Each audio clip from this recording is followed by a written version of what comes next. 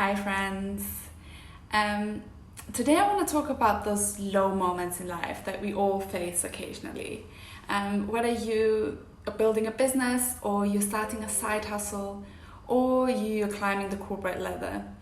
Life doesn't always go swimmingly, does it? And no matter how well we think we're prepared for it and we know it's coming, but eventually, all of us probably have had it in the past, but it always takes us by surprise, and we tend to be taken aback by it, and it feels uncomfortable, it feels uncertain, it doesn't sit well. But success and failure in the long run is really determined by how you deal with that situation, and whether you see that as the end of the day and crumble under the pressure and the defeat, or if you see it as an opportunity, is going to hugely have an impact on where you end up in the future. So whether you throw your hands up and you give up and blame everyone else, or if you really recognize the opportunity this can give you, buckle up and reflect on the learnings that you're experiencing, really depends on your mindset.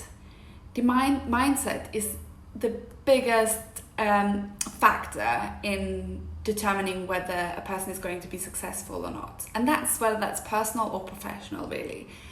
So any goals you have, your mindset is going to be 80% responsible for whether you're going to achieve that or not.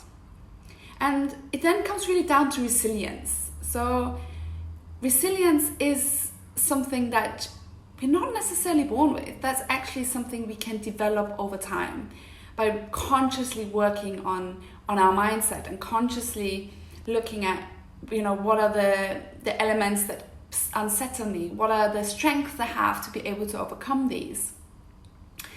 So there's really 8 factors that play into where your level of resilience lies. I'm just going to tell you a few of them now. So for example, that is self-belief, optimism, purposeful direction, agility and adaptability, ingenuity, how you deal with emotions. These are all factors that really determine how you deal with situation and how you deal with uncertainty and adversity. And most of us have different levels in each of those elements and each of those factors.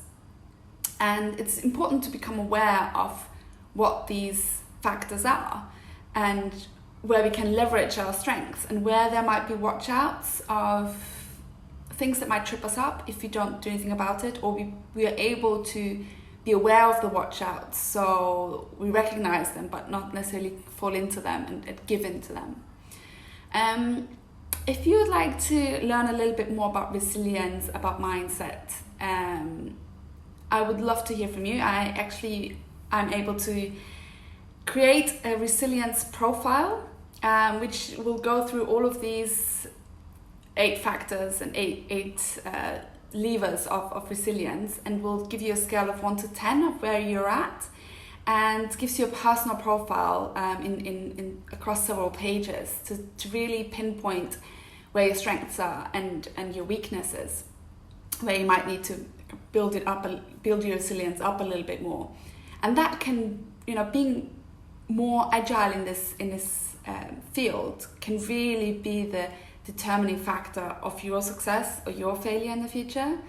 So if you would like to get a report like this and develop your resilience so you are prepared for all the different elements and crazy situations that might still come to us, fingers crossed, 2021 is going to be more uplifting, but still there's always going to be situations that might throw you kind of out of the whack a little bit, and I would love to help you deal with that situation.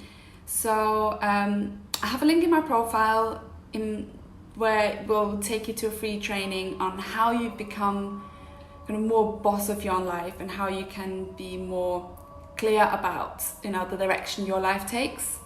So please feel free and watch that. And if you'd like to have a resilience profile, then please get in touch with me and we can sort that out for you as well and work personally on your specific levels. Have a good rest of the day.